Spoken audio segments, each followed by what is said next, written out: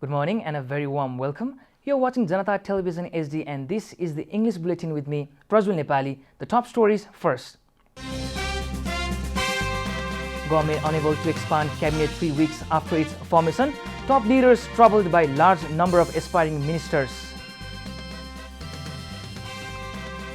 More than 10,000 people go missing every year. Police records show half of them are never found. Country records 2,568 new cases of coronavirus. Number of active cases stands at 31,000. Myanmar military leader declares himself as Prime Minister. Plans to hold election by 2023. And McKeown and Dressel win more goals. McKeown becomes first female to win 7 medals at single Olympics.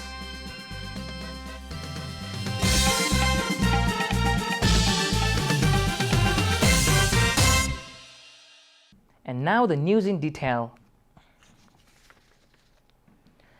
The five-party alliance, which welcomed the restoration of the House of Representatives and the success of preserving the Constitution and democracy, has not been able to expand the cabinet for 3 weeks. Although there was a consensus to form a government led by Sher Bahadur Deuba, the expansion of the Council of Ministers has been delayed due to the inability to finalize the ministers. Even 19 days after the formation of the government, the ruling coalition parties have been busy in bilateral and internal discussions at a time when the Council of Ministers is still not complete. The expansion of the Council of Ministers has been delayed, especially due to the efforts made to bring the Madhav Kumar Nepal group of UML into the government. The share of the ministry and the minimum common program are yet to be decided. A meeting of the Jasapa's parliamentary party has also unanimously elected Upendra Yadav as the leader of the party. Now, the party is discussing how many ministries it will get and to whom. The number of aspiring ministers in political parties is also high. Therefore, the top leadership of all the parties are being pressured to decide who will be made the minister. A spokesperson of the CPN Maoist Center, Narayan Kaji Shrestha, has said that the expansion of the Council of Ministers has been delayed due to the Madhav Nepal side and Jasapa. The top leaders of the coalition have been given the responsibility of allocating the ministry, while the second tier leaders have been given the responsibility to formulate the minimum common program. At present, the Congress has agreed to take 8 ministries and the CPN Mao Center and Jasapa 7 ministries each. The Standing Committee meeting of the CPN-UML on Sunday decided to hold convention of local level committees by September 25. The meeting held at Chasel-based Tulsi Lal Memorial Foundation took the decision to conduct the local level convention within the date by giving continuity to the activities related to the party organization, said General Secretary Ishwar Pokhrel. The meeting has also summoned the party central committee meeting on August 8. The next meeting of the Standing Committee will take place later today. More than 10,000 people go missing every year. Not even half of those missing people have been found. It is said that the number of missing people is increasing due to the problems in adjusting our society in the changed political context post-2006 uprising. A report. The figures from the police headquarters show that 21,712 women and children have gone missing in the last 3 years. According to the statistics of fiscal year 2075 and 76, 5,852 women and 2,371 girls have gone missing. अब यो कस्तो छ भन्दाखेरि एउटा चाहिँ हराउने जुन प्रवृत्ति छ नेपालमा चाहिँ हराउने प्रवृत्ति एकदमै एउटा भत्ते बढेको अवस्था छ, एकदमै अचाक्ली तरिकाले बढेको अवस्था छ।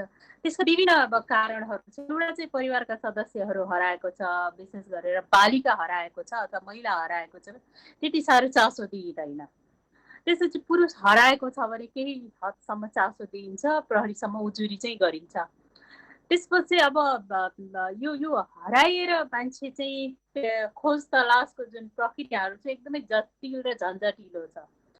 Similarly, 4,920 women and 2,609 girls have gone missing during the fiscal year 2077 and 78. Of them, only 1,505 women and 1,715 girls were found in the fiscal year 2075 and 76. 1,469 women and 1,529 girls were found in the fiscal years 2076 and 77 and 2077 and 78 respectively.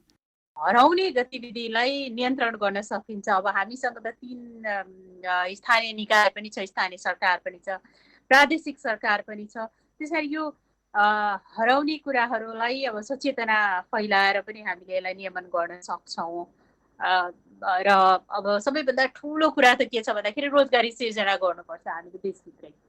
रोजगारी सिर्जना गऱ्यो भने मान्छेलाई निराशा हुँदैन। हरेक किसिमका हरेक सिकेका व्यक्तिले त्यो देशभित्रै अवसर पायो भने त्यसपछि जान हुँदैन। र एउटा मूल कुरो के छ भन्दाखेरि हामी त यो देशभित्रका कुराहरू गरिरहेका छौँ, तर मान्छे बेचिसकेपछि त्यो मान्छेले जब आएर सरकारी अधिकारीहरूलाई उजुरी दिन्छ, मार बेचबिखनमा परिसकेको मान्छे, त्यति बेला सरकारी अधिकारीहरूले गर्ने जुन व्यवहार छ त्यो व्यवहार चाहिँ फेरि जसले उजुरी दिन्छ उजुरकर्तासँग राम्रो व्यवहार छैन। Statistics show that 736 women and girls were killed during the same period. In the fiscal year 2075 and 76 BS, 236 women and 47 girls lost their lives. 180 women and 33 girls were killed in 2076 and 77, while 221 women and 19 girls were killed in 2077 and 78 as per the police data. This is Janata Bulletin. We'll be right back after a short break.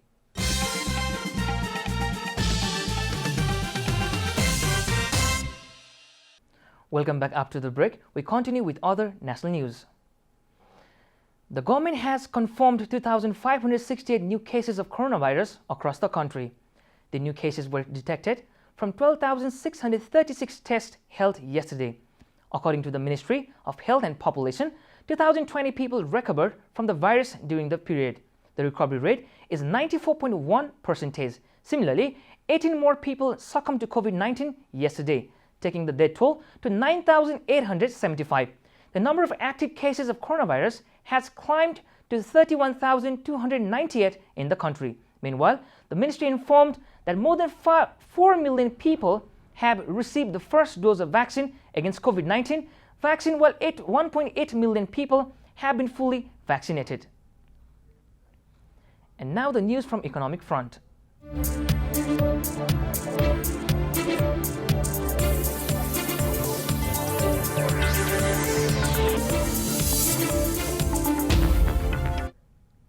Employees Union of the Securities Board of Nepal has demanded immediate action against those involved in the case of purchase of shares of Sarvotam Cement.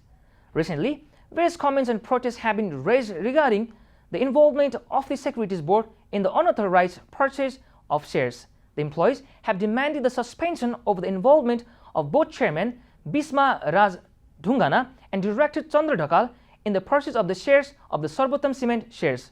Earlier, the Finance Ministry had sought clarification from Securities Board Chairman Dhungana and Executive Director of Nepal Stock Exchange Chandra Saud. In a statement issued on Sunday, the employees demanded immediate suspension of those involved, saying that the news in various media outlets raised serious moral issues on the sincerity of the board chairman, legal provisions and code of conduct. Employees demand the immediate suspension of those involved in the act, protecting the assets of about 3.8 million investors and the market capitalization, which is close to the country's gross domestic product. Time for a short break here at Janata Bulletin. Stay tuned for international news.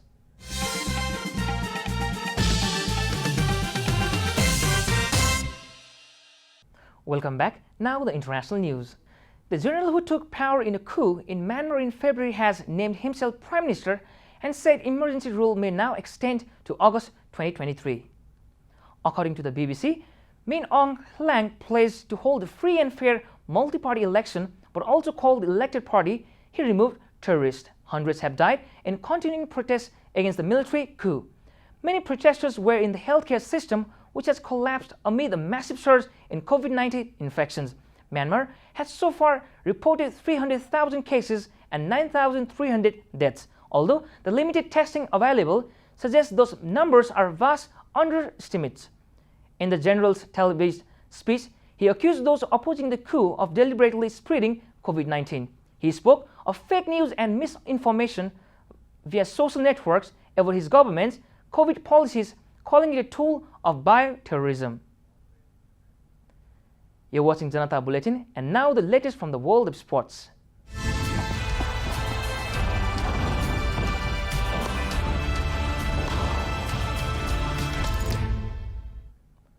Australia's Emma McKeown became the first female swimmer to win 7 medals at a single Olympics with 2 more golds on Sunday. She outsprinted the field to win the 50-meter freestyle before helping Australia win the women's 400-meter medley relay on the final day of the swimming competition in Tokyo. American Caleb Dressel, meanwhile, powered to victory in the 50-meter freestyle and swam an inspired butterfly leg in the men's medley relay to finish with 5 gold medals. Compatriot Robert Finke completed the distance double, mustering a late surge to win the 1500-meter freestyle to add to his 800-meter gold.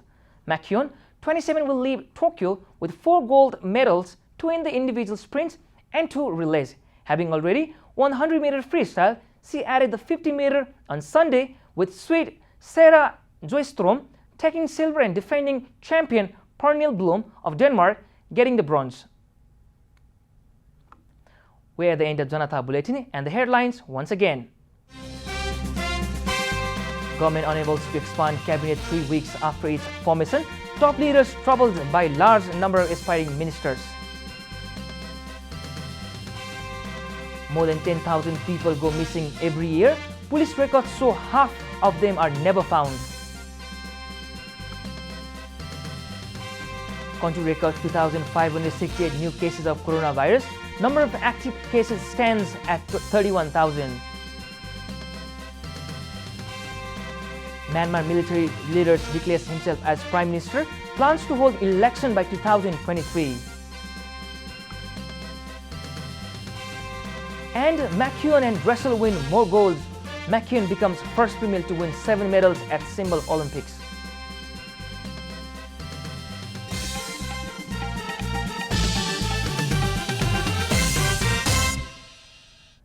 And that's all from English News Desk for today. You can follow Janata Television and our programs on various social media platforms, including our website at janatasamachar.com. Keep watching Janata Television HD. Thank you for watching. Good day. Namaste.